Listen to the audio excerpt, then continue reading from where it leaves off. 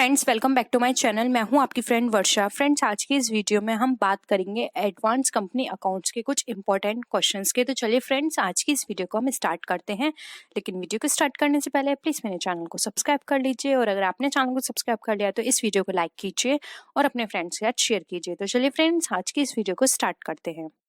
First question है हमारा, विच of the following statement is incorrect, यानी कि कौन सा स्टेटमेंट है जो कि हमारा यहाँ पे इनकरेक्ट है। ऑप्शंस हैं, preference shares can be redeemed only after they are fully paid, यानी कि प्रेफरेंस शेयर्स रिडीम तभी किए जा सकते हैं जब वो फुल्ली पेड होंगे। सेकंड है, redeemable preference share can be redeem by conversion into share new shares, यानी कि जो preference shares redeemable preference shares हैं वो रिडीम किए जाते हैं न्यू शेयर्स में कन्वर्ट करके। थर्ड ऑप्शन है, profit on cancellation of debenture is to be transferred to general reserve, यानी कि डिवेंचर को कैंसिल करने से जो प्रॉफिट हमारा निकल कर आएगा वहीं से हम जनरल उस जो प्रॉफिट होगा उसको हम जनरल रिजर्व में ट्रांसफर करते हैं। या फिर हमें हमारा ऑप्शन है नन ऑफ द अबव। तो फ्रेंड्स, इसमें अगर हम बात करें तो फर्स्ट ऑप्शन बात कर रहा है कि फुल्ली पेड होंगे तभी प्रेफरेंस शेयर रिडीम होंगे, तो बात सही है। और यहाँ पर जो हमारे रिडीमेबल प्रेफरेंस शेयर है इसको न्यू शेयर में कन्वर्ट करके भी रिडीम किया जा सकता है।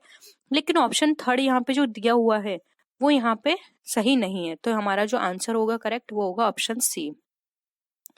नेक्स्ट क्वेश्चन पे आते हैं, which of the following should be deducted from the share capital to find out paid up capital, यानी कि इसमें से कौन सी हमारी शेयर कैपिटल से डिडक्ट होती है पेड अप कैपिटल निकालने के लिए। Calls in advance, calls in arrears, security premium या फिर बोनस। तो फ्रेंड, जब भी हम अपने किसी भी शेयर कैपिटल को डिडक्ट करते हैं पेड अप कैपिटल निकालने के लिए, तो यहाँ पर हम जो डिडक्शन करते हैं वो करते हैं कॉल्स इन एरियर का। तो यहाँ पे ऑप्शन हमारा 2 करेक्ट है।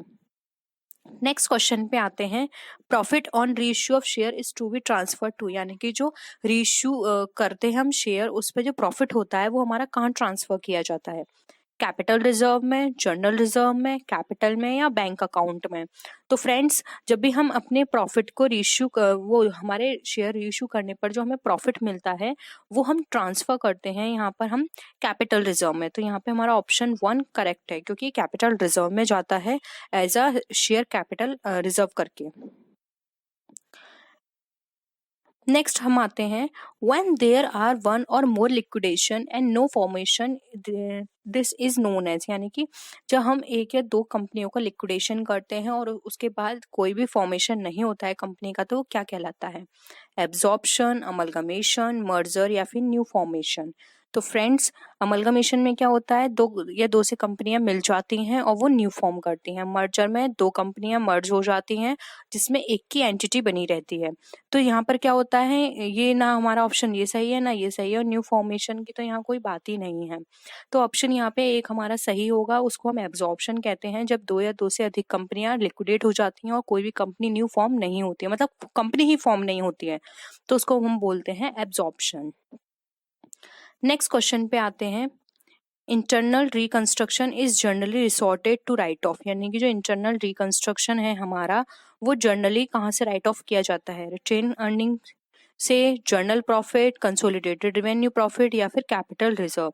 तो यानी फ्रेंड्स, जो इंटरनल रिकंस्ट्रक्शन होता है वो हमारा रिकंस्ट्रक्शन किसके थ्रू किया जाता है। तो फ्रेंड्स, इंटरनल रिकंस्ट्रक्शन जो होता है हमारा वो किया जाता है हमारा यहाँ पे। फ्रेंड्स, अगर हम यहाँ पे बात करें तो यहाँ पे ऑप्शन यहाँ गिवन नहीं है, तो यहाँ पर एक ऑप्शन ये गलत होगा, ये क्वेश्चन गलत है। यहाँ पर आप ऑप्शन एक लिख लीजिएगा, all of none of these करके लिख लीजिएगा, ठीक है। यहाँ पे आएगा ऑप्शन इसका नन ऑफ दीज, क्योंकि ये ऑप्शंस ये सारे ही ऐसे हैं जो कि इसके लिए फिट नहीं है। तो यहाँ पे लिख लीजिएगा नन ऑफ दी। हो सकता है इस तरह के क्वेश्चंस आ जाएं, क्योंकि ये क्वेश्चन फ्रेंड्स प्रीवियस ईयर का है और ये एक इस तरह का क्वेश्चंस आ गए थे एग्जाम में। तो यहाँ पे आपको इस तरह के क्वेश्चंस अगर आते हैं तो आपको पैनिक होने की जरूरत नहीं है, क्योंकि इस तरह के क्वेश्चंस आते हैं तो सभी स्टूडेंट्स को इनका मार्क्स मिलता है। तो इसका जो आंसर होगा, आंसर इसका वैसे होगा, accumulated losses and fictitious assets जो होती हैं उसको राइट ऑफ करने के लिए किए जाता है इंटरनल रिकंस्ट्रक्शन। तो यहाँ पर इसका अगर ऑप्शन गिवन होगा नन ऑफ द अबव, तो वहां पे आपको उसको टिक करना है। अब हम नेक्स्ट क्वेश्चन पे आते हैं, gearing ratio denotes the relationship between, यानी कि जो गेयरिंग रेशियो जो है हमारा वो हमारा क्या डिनोट करता है, किसके बीच रिलेशन, डिवेंचर और शेयर कैपिटल के बीच, एसेट्स एंड कैपिटल के बीच, लोन एंड कैपिटल के बीच, या फिर इक्विटी शेयर होल्डर्स फंड या लॉन्ग टर्म बोरोड फंड्स के बीच। तो फ्रेंड्स गियरिंग रेशियो ऑलवेज हमारा जो रिलेशनशिप बताता है वो बताता है हमारा एसेट्स एंड कैपिटल के बीच। तो यहाँ पे हमारा ऑप्शन 2 जो है वो करेक्ट है। नेक्स्ट क्वेश्चन पे आते हैं हम। Redeemable preference shares can be redeem, यानी कि जो रिडीमेबल प्रेफरेंस शेयर्स हैं वो हमारे रिडीम हो सकते हैं if they are paid not less than 50% of the nominal value of shares, यानी कि जो शेयर्स की नॉमिनल वैल्यू है उसकी 15% से कम नहीं होंगे पेड, तब वो रिडीम किए जा सकते हैं। या फिर only if they are fully paid, यानी कि जब वो फुल्ली पेड होंगे, या फिर if they are partly paid, यानी कि अगर वो पार्टली पेड होंगे, या फिर only if they are issued at premium, या फिर अगर वो इश्यू होंगे प्रीमियम पे तभी वो रिडीम किए जा सकते हैं। तो फ्रेंड्स यहाँ पर जो इसका राइट आंसर है वो है ऑप्शन 2। किसी भी शेयर को हम तभी प्रेफरेंस शेयर को रिडीम कर सकते हैं जब वो फुल्ली पेड होंगे। अगर वो पार्टली पेड हैं तो वो हम उसको नहीं कर सकते, अगर वो फुल्ली पेड हैं तभी उसको रिडीम किया जा सकता है। नेक्स्ट क्वेश्चन पे आते हैं। Which of the following condition have to be made to receive call in advance, यानी कि ऐसी कौन सी कंडीशन है जिसमें हम कॉल इन एडवांस को रिसीव कर सकते हैं। It should be authorised by special resolution of the company, यानी कि कंपनी की स्पेशल रेजोल्यूशन के द्वारा ऑथराइज्ड होगा तब कर सकते हैं। या फिर it should be authorised bye an ordinary resolution of the company, यानी कंपनी के ऑर्डिनरी रेजोल्यूशन के द्वारा ऑथराइज्ड होना चाहिए तभी हम कॉल इन एडवांस रिसीव कर सकते हैं।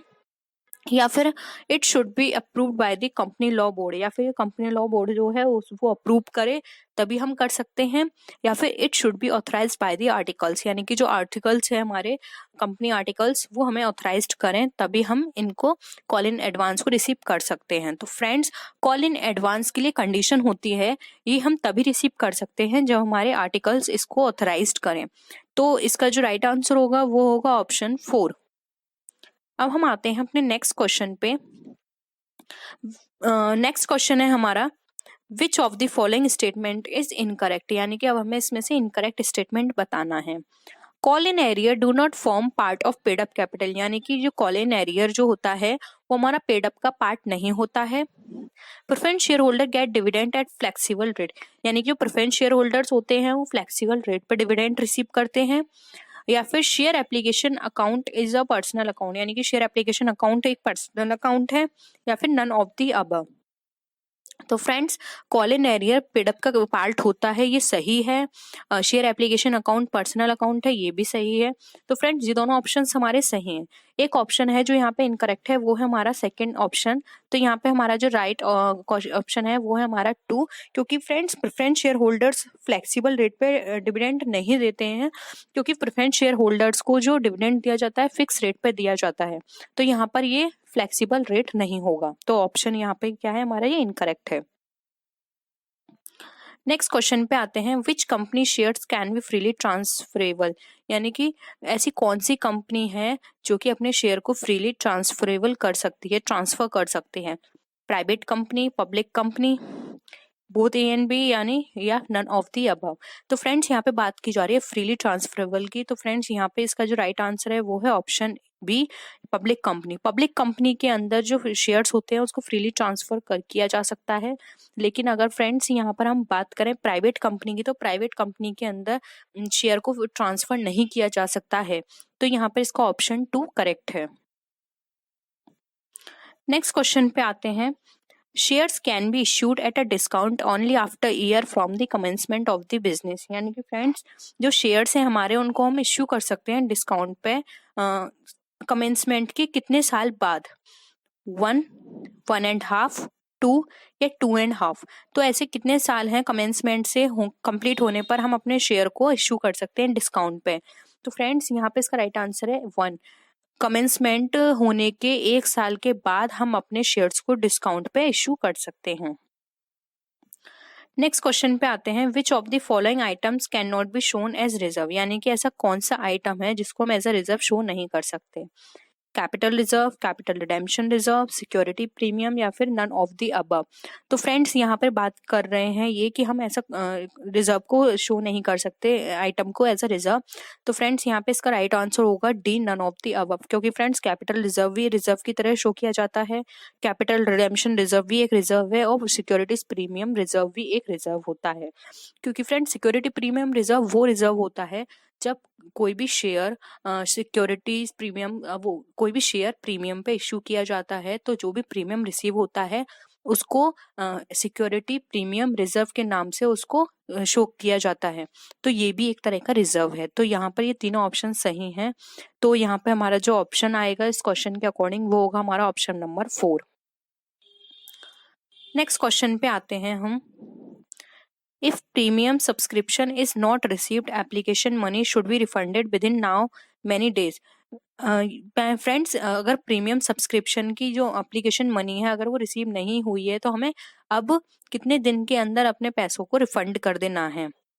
7 डेज, 10 डेज, 15 डेज या 13 डेज। तो फ्रेंड्स अब जो डेट फिक्स की गई है वो है यहाँ पे 10 डेज। आपको 10 डेज के अंदर वो सारे मनी जो भी आपके पास आई है, अगर मिनिमम सब्सक्रिप्शन आपने रिसीव नहीं किया है तो आपको 10 डेज के अंदर वो सारे मनी को रिफंड करना है शेयर होल्डर्स को। नेक्स्ट है when shares are forfeited the share capital account is debited with dash and the share forfeited account is credited with dash. यानी कि फ्रेंड्स जब शेयर को फॉरफिटेड किया जाता है तो शेयर कैपिटल अकाउंट डेबिट की जाती है, किस अकाउंट के साथ वो आपको यहाँ फिल करना है और किस अकाउंट के साथ वो क्रेडिट की जाती है वो आपको यहाँ फिल करना है। तो ऑप्शंस हैं calls in arrears of share forfeited amount यहाँ पर आएगा, या फिर amount received on shares forfeited. Second है called up capital of share forfeited या फिर amount received on share forfeited. Third option है called up capital of shares forfeited या फिर calls in arrear of share forfeited.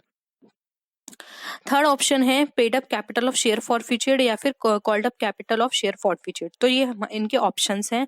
तो friends अगर हम इन options के अकॉर्डिंग बात करें तो यहाँ पे जो हमारा राइट ऑप्शन होगा वो होगा ऑप्शन 2, क्योंकि फ्रेंड्स यहाँ पे जब हम शेयर कैपिटल को डेबिट करेंगे तो वो हम कैपिटल करेंगे कॉल्ड अप कैपिटल से, यानी कि वो शेयर जो भी हमने फॉरफिचर किए हैं उस पर हमने कितनी कॉल्ड अप कैपिटल यानी कितनी कैपिटल हमने मांग ली है वो अमाउंट यहाँ आएगा और क्रेडिट करेंगे उस पर हमारे कितना अमाउंट हमने रिसीव कर लिया है वो अमाउंट यहाँ आएगा। तो यहाँ पे ऑप्शन हमारा 2 जो है वो यहाँ पे करेक्ट है।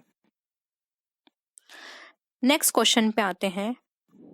Which of the following item is not taken in profit and loss appropriation account. यानी कि ऐसा कौन सा आइटम है जो कि profit and loss appropriation account में नहीं लिखा जाता है? Transfer to dividend equalisation reserve, transfer to general reserve, provision for taxation या फिर प्रपोज डिविडेंड। तो friends profit and loss appropriation account वो अकाउंट होता है जिसके अंदर सभी तरह के रिजर्व्स, डिविडेंड्स एंड हमारी शेयर कैपिटल जो होती है और हमारी जो कैपिटल है नॉर्मल जो ऑथराइज्ड कैपिटल है वो यहाँ पे शो की जाती है। तो फ्रेंड्स अप्रोप्रिएशन अकाउंट के अंदर जो यहाँ पे आइटम नहीं इंक्लूड होगा वो होगा provision for taxation. Provision for taxation appropriation account में नहीं आता है। तो फ्रेंड्स यहाँ पे हमारा ऑप्शन 3 जो है करेक्ट है। नेक्स्ट क्वेश्चन पे आते हैं। What is the excess of net assets over consideration paid is called। यानी कि फ्रेंड्स नेट असेट्स एक्सेस में है ओवर कंसिडरेशन पेड, यानी कि जो कंसिडरेशन हमने पेड किया है तो उसको क्या बोलते हैं, क्या टर्म वहां हम यूज करते हैं? ऑप्शन है हमारे capital reserve, reserve capital, security premium या फिर गुडविल। तो फ्रेंड्स जब भी हमारी नेट असेट्स की जो अमाउंट है वो एक्सेस में है कंसिडरेशन पेड करने से, तो फ्रेंड्स यहाँ पर जो अमाउंट यहाँ पे टर्म यूज किया जाएगा वो यूज किया जाएगा कैपिटल रिजर्व। यानी कि वो टर्म जो भी हमने यहाँ पे जो कंसिडरेशन पेड किया है उसके एक्सेस में अगर हमारे पास नेट असेट्स बचता है तो इट मीन्स वो हमारा कैपिटल रिजर्व का पार्ट है। ठीक है, हम आते हैं नेक्स्ट क्वेश्चन पे। How many companies are involve in the scheme of internal reconstruction. यानी कि ऐसी कौन सी स्कीम है जो कि हमारे इंटरनल रिकंस्ट्रक्शन में यूज की जाती है? कितनी कंपनीज हैं? 1, 2, 3 अनलिमिटेड। यानी कि फ्रेंड्स अगर कोई भी कंपनी इंटरनल रिकंस्ट्रक्शन करेगी तो उसको कितनी कंपनी के साथ मर्ज होना पड़ेगा, मतलब कितनी कंपनियों के साथ उसको ये प्रोसेस करनी होगी। तो फ्रेंड्स ये प्रोसेस वन कंपनी के साथ हो सकती है, क्योंकि यहाँ पर हम बात करें इंटरनल रिकंस्ट्रक्शन की। इंटरनल रिकंस्ट्रक्शन में क्या है, उसको खुद की जो स्ट्रक्चर उसने कैपिटल स्ट्रक्चर फॉर्मेट किया है उसमें उसको चेंजेस करने पड़ेंगे। तो यहाँ पे उसको किसी अदर कंपनी की जरूरत नहीं है, वो अपने आप में ही अपने अकाउंट्स को, अपने असेट्स लायबिलिटीज को मैनेज कर सकती है। नेक्स्ट क्वेश्चन आता है, no company can buy its equity share if, यानी कोई भी कंपनी बाय बैक नहीं कर सकती है अपने इक्विटी शेयर यदि पार्टली कॉल्ड अप शेयर हो, पार्टली पेड अप शेयर हो, डिफॉल्टिंग कंपनी हो, या फिर ऑल ऑफ दीज। तो फ्रेंड्स यहाँ पर अगर कोई भी कंपनी बाय बैक नहीं करेगी अपने शेयर यदि वो पार्टली पेड होंगे, पार्टली पेड कॉल्ड शेयर होंगे और पार्टली पेड शेयर होंगे, डिफॉल्टिंग कंपनी होगी। तो यहाँ पे आंसर आ जाएगा ऑल ऑफ दीज। अगर ये सारे सिचुएशन होंगी तो कोई भी कंपनी बाय बैक नहीं कर सकती अपने शेयर को, उसको फुल्ली पेड अप होना पड़ेगा। ठीक है, नेक्स्ट क्वेश्चन है, सीक्रेट रिजर्व्स में बी क्रिएटेड बाय, यानी कि सीक्रेट रिजर्व कहाँ से क्रिएट किया जाता है? Under valuation of liabilities only, under valuation of assets only, over valuation of assets only, या फिर over valuation of liabilities and under valuation of assets. तो फ्रेंड्स यहाँ पर इसका अगर हम आंसर की बात करें तो फ्रेंड्स इसका जो राइट आंसर है डी ऑप्शन, क्योंकि कोई भी कंपनी सीक्रेट रिजर्व तभी प्रिपेयर कर सकती है जब उसका ओवर वैल्यूएशन होगा लायबिलिटीज का और अंडर वैल्यूएशन होगा असेट्स का। ठीक है, हम नेक्स्ट क्वेश्चन पे आते हैं, a company can buy back, एक कंपनी बाय बैक कर सकती है partly paid up share, fully paid up share, partly paid up share, या फिर नन ऑफ दीज। फ्रेंड्स अभी हमने ये डिस्कस भी किया था, कोई भी कंपनी बाय बैक तभी कर सकती है जब वो फुल्ली पेड शेयर होगा। तो फ्रेंड्स यहाँ पर हमारा ऑप्शन बी करेक्ट है। Outstanding expenses are charge to, यानी कि आउटस्टैंडिंग एक्सपेंसेस जो होते हैं वो चार्ज किए जाते हैं कहाँ पर? Asset sides of the balance sheet, यानी बैलेंस शीट के असेट साइड में, liability side of balance sheet, यानी कि बैलेंस शीट के लायबिलिटी साइड में, not charge to balance sheet, यानी कि बैलेंस शीट में चार्ज नहीं किए जाते हैं, या फिर नन ऑफ दीज, यानी कि इनमें से कोई नहीं। तो friends outstanding expenses always liability side charge किए जाते हैं, क्योंकि एक लायबिलिटी होती है जो कि कंपनी को देनी है। ठीक है, तो फ्रेंड्स यहाँ पर ऑप्शन में यहाँ पर आएगा हमारा ऑप्शन बी करेक्ट है, क्योंकि ये कंपनी के लिए एक लायबिलिटी है जो कि पहले वो नहीं पे कर पाया था, इस टाइम उसने पे करी है। ठीक है, तो ये लायबिलिटी साइड आएगी। नेक्स्ट क्वेश्चन है, liabilities in balance sheet include the following items, यानी कि लायबिलिटीज के जो बैलेंस शीट में जो लायबिलिटीज होती है उसमें क्या क्या आइटम्स को इंक्लूड किया जाता है? Long term loan, short term loan, owner's fund, all of these. तो फ्रेंड्स ये सारे ही आइटम्स जो होते हैं वो लायबिलिटी साइड में शो किए जाते हैं। तो यहाँ पे हमारा राइट आंसर होगा डी, ऑल ऑफ दीज। बहुत ही सिंपल आंसर था ये क्वेश्चन। नेक्स्ट आते हैं, प्रीपेड एक्सपेंसेस ट्रीटेड एज, जो प्रीपेड एक्सपेंसेस होते हैं वो किस तरह ट्रीट किए जाते हैं? Current assets, current liability, short term liability, या फिर नन ऑफ दीज। तो फ्रेंड्स प्रीपेड एक्सपेंसेस वो एक्सपेंसेस होते हैं जो कि हमने अभी एडवांस में पे कर दिए हैं। ठीक है, तो फ्रेंड्स ये हमारी एज अ करंट लायबिलिटी होती है, क्योंकि ये सिर्फ कुछ टाइम की होती है, ये हम लॉन्ग टर्म तक इसको नहीं रख सकते। ठीक है, तो ये हमारा ऑप्शन यहाँ पे ए करेक्ट है। नेक्स्ट क्वेश्चन पे आते हैं, cost accounting aims at ascertain, यानी कि कॉस्ट अकाउंटिंग जो होती है उसका एम होता है क्या असर्टेन करना? प्रोडक्ट की cost, net profit, gross profit, या फिर सेलिंग प्राइस। तो फ्रेंड्स कॉस्ट अकाउंटिंग का जो एम होता है वो होता है कॉस्ट को असर्टेन करना कि किसी प्रोडक्ट पे कितनी कॉस्ट आ रही है। तो यहाँ पे ऑप्शन ए हमारा क्या है? करेक्ट आंसर है। नेक्स्ट है, the purpose of financial account is reporting to, यानी कि जो फाइनेंशियल अकाउंट का जो पर्पस है वो रिपोर्ट करना है किसको? मैनेजमेंट ओनली, यानी मैनेजमेंट को, गवर्नमेंट ओनली, यानी गवर्नमेंट को, इन्वेस्टर ओनली, यानी इन्वेस्टर को, या फिर ऑल ऑफ दीज। तो फ्रेंड्स यहाँ पर जो इसका राइट आंसर है कि फाइनेंशियल अकाउंट का जो पर्पस है किसको रिपोर्ट करना है, तो यहाँ पर आंसर डी सही होगा, क्योंकि फ्रेंड्स यहाँ पर हम सिर्फ मैनेजमेंट ओनली, गवर्नमेंट ओनली, या फिर इन्वेस्टर नहीं कह सकते, इसका काम होता है इन सभी पार्टी को रिपोर्ट करना। तो यहाँ पे ऑप्शन 4 करेक्ट है, all of these. Next question पे मूव करते हैं, accounting does not record non financial transactions because of, यानी कि अकाउंटिंग नॉन फाइनेंशियल ट्रांजेक्शन या नॉन मॉनेटरी ट्रांजेक्शंस जो होते हैं उनको रिकॉर्ड नहीं करते, उसका क्या पर्पस है? एक्रूअल कॉन्सेप्ट के अकॉर्डिंग है ये कॉन्सेप्ट, कॉस्ट कॉन्सेप्ट के अकॉर्डिंग है, कॉन्टिन्यूटी कॉन्सेप्ट पर है, या फिर मनी मेजरमेंट कॉन्सेप्ट के अकॉर्डिंग है। तो फ्रेंड्स इसका जो कॉन्सेप्ट है ये है हमारा मनी मेजरमेंट के अकॉर्डिंग। मनी मेजरमेंट कॉन्सेप्ट वो कॉन्सेप्ट है जिससे बताया जाता है कि सिर्फ उन्हीं ट्रांजेक्शन्स को रिकॉर्ड किया जाएगा जो कि मनी में मेजर किए जाते हैं। ऐसे ट्रांजेक्शन्स जो कि मनी में मेजर नहीं किए जाते हैं वो इसके अंदर अकाउंटिंग में रिकॉर्ड नहीं किए जाएंगे। तो इसके लिए यहाँ पर हमारा ऑप्शन डी करेक्ट है। नेक्स्ट क्वेश्चन पे आते हैं। proposed dividend is shown in the balance sheet of a company under the head, यानी कि proposed dividend जो होता है वो बैलेंस शीट के किस हेड में शो किया जाता है? प्रोविजन में, रिजर्व एंड सरप्लस में, करंट लाइबिलिटीज में, या फिर अदर लाइबिलिटीज में? तो फ्रेंड्स प्रपोज्ड डिविडेंड, फ्रेंड्स नाम से ही यहाँ पे इंडिकेट हो रहा है प्रपोज कर रहे हैं किसी डिविडेंड को, तो यानी क्या है ये फ्यूचर के लिए है। तो यहाँ पे क्या है प्रोविजन में आएगा ये, क्योंकि यहाँ पे आपने एक प्रोविजन बना के रखा है प्रपोज डिविडेंड का जो कि आपको फ्यूचर में पेड करना है। तो ऑप्शन ए यहाँ पे करेक्ट है हमारा। नेक्स्ट क्वेश्चन पे आते हैं। Fix assets and current assets are categorised as per concept of, यानी कि जो फिक्स असेट्स और करंट असेट्स है वो हमारे किस कॉन्सेप्ट के अकॉर्डिंग कैटेगराइज की जाती है? Separate entity, going concern, consistency, या फिर टाइम पीरियड?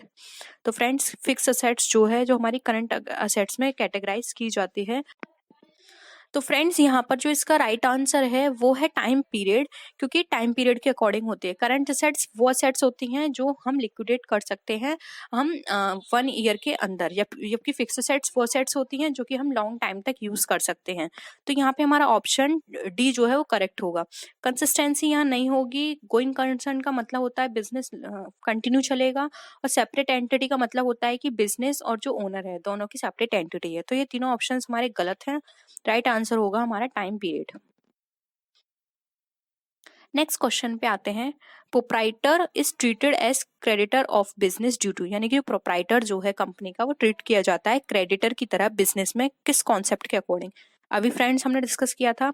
ऑप्शन है periodicity concept, materiality concept, entity concept, या कंसिस्टेंसी कॉन्सेप्ट। तो फ्रेंड्स इसका जो राइट आंसर है वो है option C, entity concept. Entity concept में ये बताया जाता है कि बिजनेस और बिजनेस का ओनर दोनों अलग हैं। बिजनेस का ओनर जो है वो बिजनेस के लिए एज अ क्रेडिटर शो किया जाएगा, यानी कि वो जो भी वहाँ पे लगा रहा है कंपनी में वो उसका रेस्पॉन्सिबिलिटी है कि उसका वो सारा हिसाब किताब दे। ठीक है, तो यहाँ पे प्रोप्राइटर एज अ क्रेडिटर की तरह यूज किया जाता है। इसीलिए फ्रेंड्स आपने देखा होगा कि जब भी कोई भी ओनर अपने बिजनेस से कोई भी सामान निकालता है अपने पर्सनल यूज के लिए, तो हम एज अ ड्राइंग वहाँ शो करते हैं और उसको पेड आउट करना होता है। ठीक है, नेक्स्ट क्वेश्चन पे आते हैं। Which of the following is correct, यानी कि इसमें से कौन सा करेक्ट है? Profit does not alter capital, यानी कि प्रॉफिट जो है कैपिटल को ऑल्टर या फिर चेंज नहीं करता है। Capital can only come from profit, यानी कि कैपिटल सिर्फ हमारी उससे आती है प्रॉफिट से। प्रॉफिट रिड्यूसेस कैपिटल, यानी कि जो प्रॉफिट है हमारा वो हमारा रिड्यूस करता है कैपिटल को, या फिर प्रॉफिट इंक्रीजेस कैपिटल, प्रॉफिट हमारा इंक्रीज करता है कैपिटल को। तो फ्रेंड्स यहाँ पर जो इसका राइट आंसर है वो है ऑप्शन हमारा डी। प्रॉफिट जो है हमारा ये हमारा इंक्रीज करता है हमारी इसको प्रॉफिट को, कैपिटल को इंक्रीज करता है। सॉरी, प्रॉफिट ये हमारा यहाँ पे कैपिटल इंक्रीज करेगा, क्योंकि जितना प्रॉफिट होगा आपने देखा होगा जो हमारा नेट प्रॉफिट निकल कर आता है वो हम कैपिटल में ऐड करते हैं, और अगर हमारा नेट लॉस होता है वो हम कैपिटल से माइनस करते हैं। तो यानी कि हमारा जो प्रॉफिट होता है वो हमारा कैपिटल को इंक्रीज करता है, ना कि प्रॉफिट कभी रिड्यूस करेगा। हाँ, लॉस रिड्यूस करेगा कैपिटल को। तो यहाँ ऑप्शन हमारा डी करेक्ट है।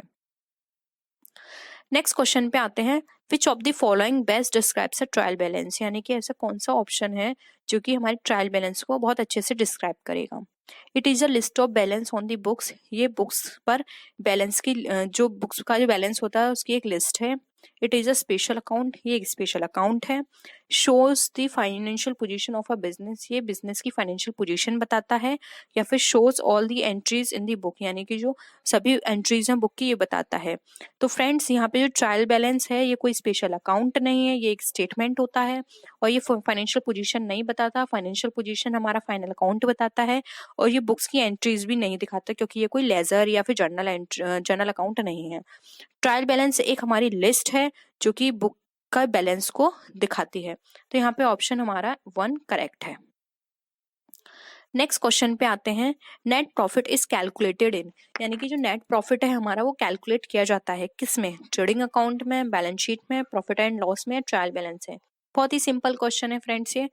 ट्रेडिंग अकाउंट नेट प्रॉफिट जो है हमारा प्रॉफिट एंड लॉस में कैलकुलेट किया जाता है। नेक्स्ट क्वेश्चन पे आते हैं, the concept of separate entity is applicable to which of the following types of business, यानी कि जो सेपरेट एंटिटी का कॉन्सेप्ट है वो किस तरह के बिजनेस में अप्लाई किया जाता है, सोल प्रोप्राइटर, कॉर्पोरेशन, पार्टनरशिप या फिर ऑल ऑफ देम। तो फ्रेंड्स ये जो कॉन्सेप्ट है वो सभी में यूज किया जाता है, तो ऑप्शन डी हमारा करेक्ट है, सोल प्रोप्राइटर में भी, कॉर्पोरेशन में भी एंड पार्टनरशिप में भी। नेक्स्ट क्वेश्चन पे आते हैं, which of the following is time span into which the total life of a business is divided for the purpose of preparing financial statement, यानी कि ऐसे कौन सा टाइम स्पैन है जिसके अंदर बिजनेस के टोटल लाइफ को डिवाइड कर दिया जाता है फाइनेंशियल स्टेटमेंट को प्रिपेयर करने पे। तो फ्रेंड्स ऑप्शंस हैं fiscal year, calendar year, accounting period और एक्रूअल पीरियड। तो फ्रेंड्स इसका जो करेक्ट आंसर होगा जिसमें इसको डिवाइड किया जाता है वो होगा हमारा अकाउंटिंग पीरियड। अकाउंटिंग पीरियड कहा जाता है जिस ईयर में अकाउंट्स प्रिपेयर किए जाते हैं। नेक्स्ट क्वेश्चन पे आते हैं, interest, rent, electricity bill are types of account, ये किस तरह के अकाउंट है, personal account, interpersonal account, real account या नॉमिनल अकाउंट। तो फ्रेंड्स ये सारी चीजें जो हम बात कर रहे हैं इंटरेस्ट, रेंट, इलेक्ट्रिसिटी बिल की, ये सभी हमारे नॉमिनल अकाउंट हैं। ये भी बहुत सिंपल था क्वेश्चन। नेक्स्ट क्वेश्चन पे आते हैं, which of the following should not be called sales, यानी कि इसमें से कौन सा हमारा सेल नहीं है, good sold on credit, official fixture sold, sales of item previously included in purchase या फिर गुड सोल्ड फॉर कैश। तो फ्रेंड्स इसका जो राइट आंसर है वो है ऑप्शन बी, किसी भी ऑफिस के फिक्चर्स को सोल्ड करना आपका सेल के अंदर पार्ट नहीं है, क्योंकि वो आपका बिजनेस नहीं है, वो आपने जो सेल किया है और वो डेली बेसिस पे नहीं हो रहा। सेल उसे बोलते हैं जो डेली बेसिस पे होती है। यहाँ पे आपने क्रेडिट पे सेल किया है, तो फ्रेंड्स क्रेडिट पे जो सेल किया है वो भी सेल के अंदर कंसिडर किया जाएगा। इसमें ये नहीं देखा जाता कि ये क्रेडिट है, ये कैश है। तो ऑप्शन 1 हमारा गलत हो जाएगा।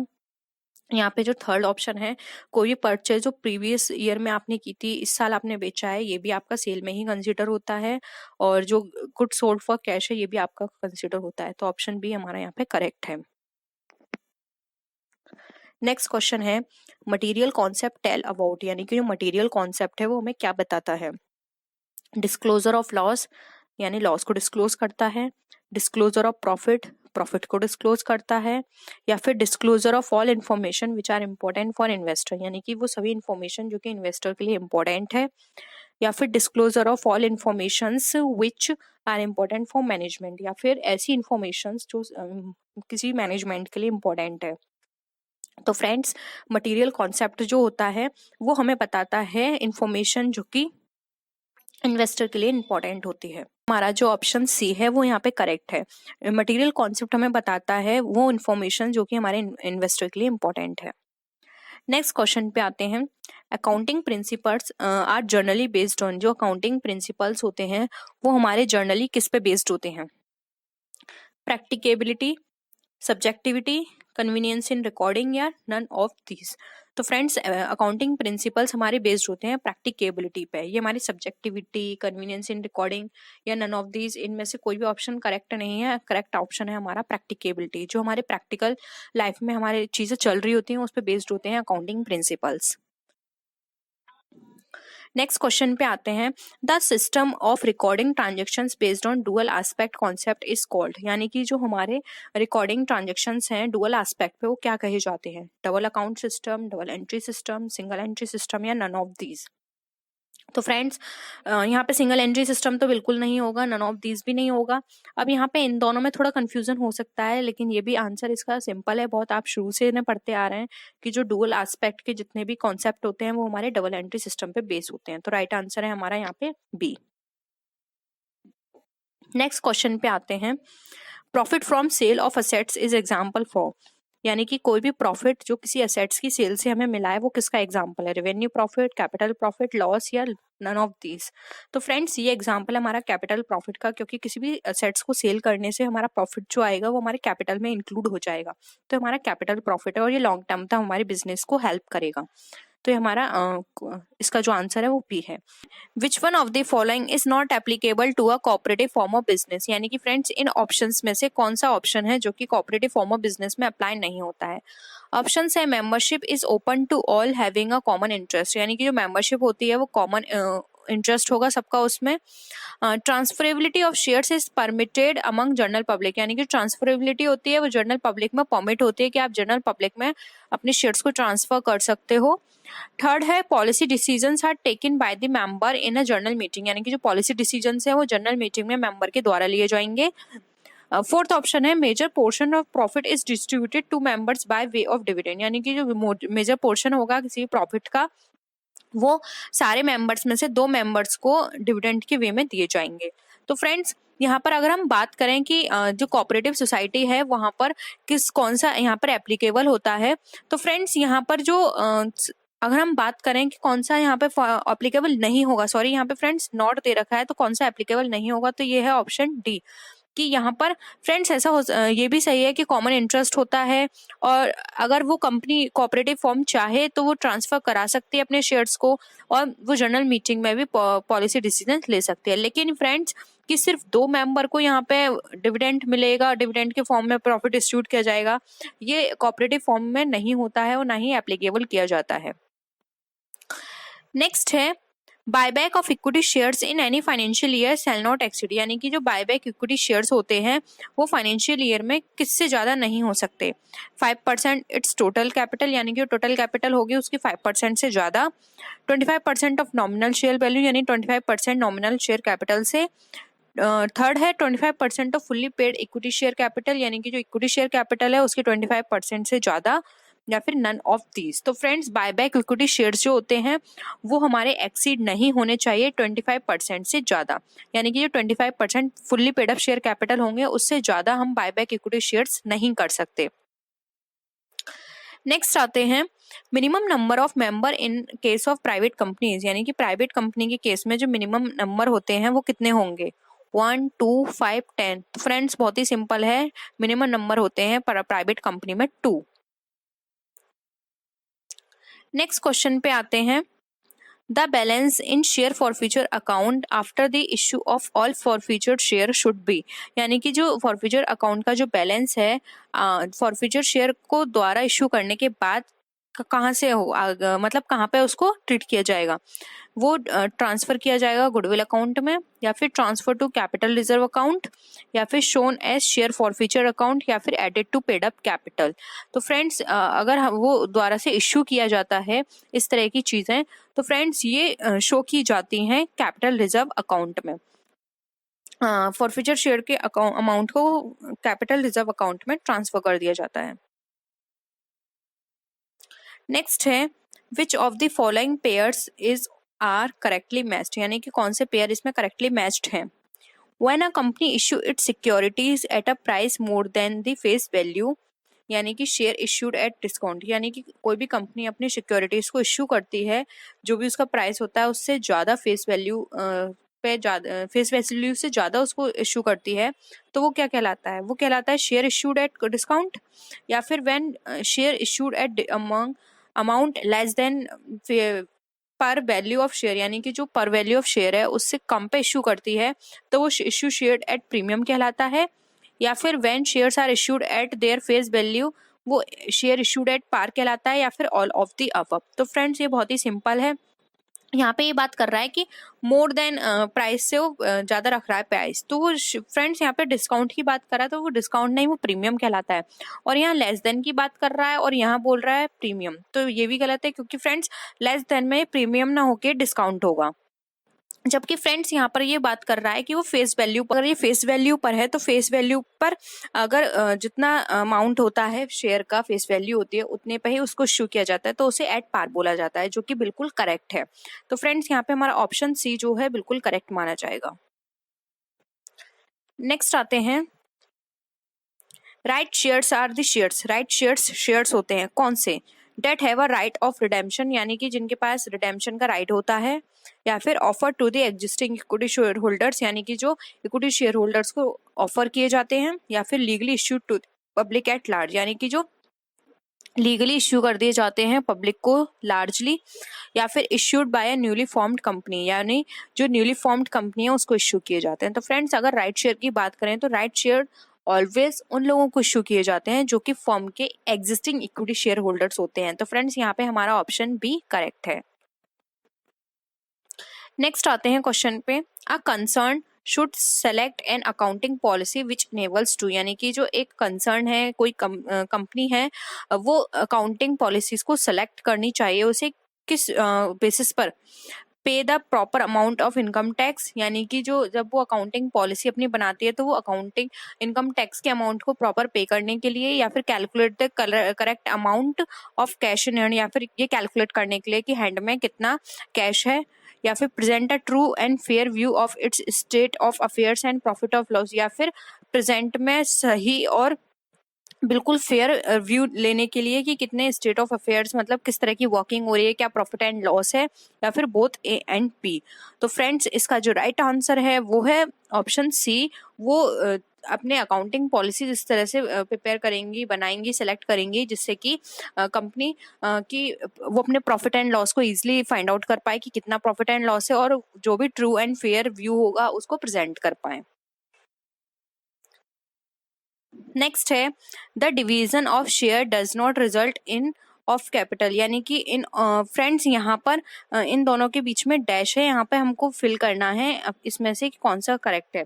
यानी कि जो friends shares of super division sub division है वो हमारा किसका रिजल्ट नहीं है, रिडक्शन का, इंक्रीज का, सब डिवीजन का, या नन ऑफ दीज का। तो फ्रेंड्स अगर हम शेयर को सब डिवीजन करते हैं तो फ्रेंड्स उसका एक ही पर्पस होता है कि हमने जितने इश्यू किए थे शेयर्स उससे ज़्यादा की एप्लीकेशंस आ गई हैं तो उसको रिड्यूस करने के लिए हम सब डिवीजन कर देते हैं शेयर का। तो इसका राइट आंसर है ए, रिडक्शन। नेक्स्ट क्वेश्चन पे आते हैं, व्हेन टू और more companies liquidate to form a new company it is called यानी कि फ्रेंड्स जब दो या दो से अधिक कंपनी लिक्विडेट होती हैं किसी नई कंपनी को फॉर्म करने के लिए तो क्या कहलाती हैं, अमलगमेशन, एब्जॉर्प्शन, रिकंस्ट्रक्शन, या फिर परचेज ऑफ बिजनेस। तो फ्रेंड्स कभी भी कोई भी कंपनी लिक्विडेट होती है और एक नई कंपनी फॉर्म होती है तो उसको हम बोलते हैं अमलगमेशन, जबकि एब्जॉर्प्शन में लिक्विडेट तो हो जाती है लेकिन कोई भी कंपनी फॉर्म नहीं होती है। रिकंस्ट्रक्शन में फ्रेंड्स रिकंस्ट्रक्शन दो तरह से हो सकता है, इंटरनल एंड एक्सटर्नल, वो अलग पर्पस है उसको करने का। परचेज ऑफ बिजनेस में होता है कि एक फाइनेंशियली साउंड कंपनी किसी और कंपनी को परचेज कर रही है, यहाँ पे परचेज किया जाता है। तो यहाँ पे जो ऑप्शंस होगा हमारा करेक्ट वो होगा अमलगमेशन। नेक्स्ट क्वेश्चन है, as per accounting standard 14 purchase consideration is what is payable to यानी कि जो परचेज कंसिडरेशन होता है वो किसके पेबल के लिए होता है, डिवेंचर एंड क्रेडिटर्स के लिए, शेयर होल्डर्स एंड क्रेडिटर्स के लिए, शेयर होल्डर्स एंड डिवेंचर्स के लिए, या फिर शेयर होल्डर्स के लिए। तो फ्रेंड्स अगर हम अकाउंटिंग स्टैंडर्ड 14 की बात करें तो ये यहाँ पर बात करता है परचेज कंसिडरेशन शेयर होल्डर्स के रेफरेंस में कि शेयर होल्डर्स को पे करने के लिए। तो यहाँ पे हमारा ऑप्शन डी करेक्ट है। नेक्स्ट क्वेश्चन पे आते हैं, नेक्स्ट क्वेश्चन है, interest on securities is paid यानी कि जो इंटरेस्ट ऑन सिक्योरिटीज है हमारा सिक्योरिटीज पे कोई भी इंटरेस्ट हम दे रहे हैं तो हमारी वो पेड होती है किस वजह से, to the original purchaser of the security यानी कि जो ओरिजिनल परचेजर होगा सिक्योरिटी का उसको पे करने के लिए, या फिर हम to the holders of the security on the due date यानी कि जो ड्यू डेट पर सिक्योरिटी का होल्डर होगा उसको, या फिर irrespective of his actual period of holding यानी कि जो उसके एक्चुअल पीरियड जो होगा उसका होल्डिंग का उसके रेस्पेक्टिव में, या फिर to the holders of the security on due date जो होल्डर्स होगा ड्यू डेट पर उसको in respect of his actual period of holding, और ये देखने के लिए कि एक्चुअल पीरियड उसका होल्डिंग का कितना था, या फिर नन ऑफ दी अबव। तो फ्रेंड्स अगर किसी भी सिक्योरिटीज पे इंटरेस्ट पेड किया जाता है तो ये देखा जाता है कि जो भी सिक्योरिटीज का होल्डर है ड्यू डेट पर क्या ड्यू डेट थी, और ये देखा जाता है कि उसका जो रेस्पेक्टिव है, ठीक है, यानी कि जो भी होल्डिंग का जो टाइम पीरियड है एक्चुअल पीरियड उसको ध्यान में रखते हुए यहाँ पर उसको इंटरेस्ट को पे किया जाता है। नेक्स्ट क्वेश्चन आता है capital redemption reserve is credited, यानी कि जो कैपिटल रिडेम्पशन रिजर्व होती है वो क्रेडिटेड होती है voluntarily, legal requirement, both A and B, या फिर नन ऑफ द अबव। यानी कि जो कैपिटल रिडेम्पशन रिजर्व का जो है हमारा वो कैसे किस तरह से क्रेडिटेड किया जाता है। तो फ्रेंड्स इसका जो राइट आंसर है वो है option B, legal requirement. Legal requirement होती है तभी इस तरह की कैपिटल रिडेम्पशन रिजर्व जो होता है हमारा क्रेडिट किया जाता है। नेक्स्ट है and reduce words. Friends and reduce words का मतलब यहाँ पे दिया है कि आपने देखा होगा कंपनी के अंदर कि एंड वर्ड लिखा होता है मोस्टली कंपनीज के आगे, जैसे कि प्राइवेट लिमिटेड एंड वर्ड लिखा होता है। तो वहाँ पे ये बता रहे हैं कि जो एंड वर्ड है उसको रिड्यूस किया जा रहा है बैलेंस शीट में as per the requirements of, यानी कि जो बैलेंस शीट में एंड वर्ड रिड्यूस कर रहे हैं तो किसकी रिक्वायरमेंट पे होगा, company law, income tax, accounting standard या फिर सेबी। तो फ्रेंड्स अगर इस तरह से एंड वर्ड को यहाँ से हटाया जाता है तो ये हटाया जाता है कंपनी लॉ के अकॉर्डिंग। ठीक है, तो इसका जो राइट आंसर है वो है ऑप्शन वो ए, जो कि है कंपनी लॉ। नेक्स्ट क्वेश्चन पे आते हैं, which of the following reports have to be submitted before the company's annual general meeting as per the companies act, यानी कि इनमें से कौन सा सबमिट होगी before the company's annual general, मतलब जो कंपनी की एनुअल जनरल मीटिंग होगी कंपनीज एक्ट के अकॉर्डिंग उसमें से यहाँ किसको सबमिट की जाएगी report, directors report, auditors report, annual या फिर profit and loss accounts and balance sheet, या फिर ऑल ऑफ द अबव। यानी कि फ्रेंड्स जो कंपनी की एनुअल जनरल मीटिंग होगी कंपनीज एक्ट के अकॉर्डिंग तो उसमें से यहाँ पर जो भी रिपोर्ट की जाएगी सबमिट वो कौन सी की जाएगी, यानी किसको कौन सी रिपोर्ट की जाएगी, directors, auditors, profit and loss statements दिए जाएंगे या फिर यहाँ पर ये सभी चीजें यहाँ पे सबमिट की जाएंगी। तो फ्रेंड्स अगर हम बात करें एनुअल जनरल मीटिंग की तो यहाँ पर आएगा ऑप्शन डी, क्योंकि एनुअल जनरल मीटिंग में ये सभी चीजें वहाँ पे सबमिट की जाएंगी। नेक्स्ट है with in how many days minimum subscription should be received, यानी कि जो कितने दिन के अंदर जो मिनिमम सब्सक्रिप्शन है वो रिसीव हो जाना चाहिए, 16 डेज, 100 डेज, 120 डेज या 150 डेज। तो फ्रेंड्स अगर हम मिनिमम सब्सक्रिप्शन की बात करें तो उसके लिए 120 डेज रखा गया है कि 120 डेज के अंदर मिनिमम सब्सक्रिप्शन रिसीव हो जाना चाहिए। नेक्स्ट है in which account the excess price received over the par value of share should be credited to, यानी कि किस अकाउंट में जो एक्सेस प्राइस रिसीव्ड होगा पार वैल्यू के ऊपर वो क्रेडिट किया जाएगा, कॉल्स इन एडवांस अकाउंट में, शेयर कैपिटल अकाउंट में, रिजर्व कैपिटल अकाउंट में या फिर शेयर प्रीमियम अकाउंट में। तो फ्रेंड्स अगर हम यहाँ पर बात करें कि ये जो हमारा जो एक्सेस प्राइस है किसी भी चीज का वो हमारा किस में क्रेडिटेड किया जाएगा, तो फ्रेंड्स ये क्रेडिट किया जाएगा शेयर प्रीमियम में, क्योंकि यहाँ पे ये एक्सेस प्रीमियम की बात कर रहा है। एक्सेस प्रीमियम का मतलब होता है एक्सेस प्राइस की बात कर रहा है। एक्सेस प्राइस का मतलब यहाँ पर है शेयर प्रीमियम से, जो कि हमें किससे मिल रहा है, जो भी पार वैल्यू से हम अवब ले रहे हैं तो वो शेयर का पार्ट हो गया शेयर प्रीमियम का, तो वो हम शेयर प्रीमियम अकाउंट में क्रेडिटेड करेंगे। नेक्स्ट है the methods of accounting for amalgamation is और आर, यानी कि जो अमलगमेशन के मेथड्स हैं वो इसमें से कौन सा है। ऑप्शंस में आपको बताना है the pooling of interest method, the purchase method, both A and B या फिर नन ऑफ द अबव। तो फ्रेंड्स अगर हम यहाँ पे मेथड की बात करें तो फ्रेंड्स यहाँ पर जो ऑप्शन है C both A and B दोनों करेक्ट है, क्योंकि interest pooling of interest method भी अमलगमेशन का मेथड है और परचेज भी अमलगमेशन का एक मेथड है। नेक्स्ट क्वेश्चन है the company's nationality is decided by its, company की जो नेशनैलिटी वो किससे डिसाइड की जाती है, शेयर होल्डर्स से, रजिस्टर्ड ऑफिस से, उसके place at books of accounts are kept, यानी कि जहाँ पर जो उसकी बुक अकाउंट्स की बुक्स हैं वो रखी गई हैं, या फिर नन ऑफ दीज। तो फ्रेंड्स कोई किसी भी कंपनी की नेशनैलिटी हम डिसाइड कर सकते हैं उसके रजिस्टर्ड ऑफिस से, उसका रजिस्टर्ड ऑफिस कहाँ पर है और वो कहाँ पे है, उसका वो एड्रेस है। मतलब अगर कोई कंपनी इंडिया में रजिस्टर्ड हुई है तो वो इंडियन कंपनी है, अगर वो फॉरेन में रजिस्टर्ड हुई है तो वो फॉरेन कंपनी है। नेक्स्ट है the statutory meeting of a company is conveyed, ये जो स्टैट्यूटरी मीटिंग है जो स्टैट्यूटरी मीटिंग होती है कंपनी की वो कब होती है, वंस इन अ ईयर यानी साल में एक बार, once in the lifetime of a company यानी पूरी कंपनी की लाइफ में एक बार, वंस इन 6 मंथ्स और वंस इन 3 मंथ्स। तो फ्रेंड्स यहाँ पर जो स्टैट्यूटरी मीटिंग है कंपनी की वो once in a lifetime of the company, यानी कंपनी की लाइफ में एक बार होती है स्टैट्यूटरी मीटिंग। नेक्स्ट है the pooling of interest is a method of, pooling of interest किसका मेथड है? वॉलेंट्री ऑफ इन्वेंट्री का, कैलकुलेशन ऑफ परचेस कंसिडरेशन का, अकाउंटिंग ऑफ अमलगमेशन का, वॉलेंट्री वैल्यूइंग गुडविल का। तो फ्रेंड्स ये जो क्वेश्चन है आपने देखा, ये वाला क्वेश्चन फिर से रिपीट हुआ है, अभी हमने ऊपर इसी तरह का एक क्वेश्चन डिस्कस किया था। तो फ्रेंड्स यही सारे क्वेश्चन है जो कि आपके एग्जाम्स में पूछे जाते हैं घुमा फिरा के। तो फ्रेंड्स इसका जो राइट आंसर है वो है अकाउंटिंग ऑफ एमलगमेशन, ऑप्शन 3 हमारा ऑप्शन सही है।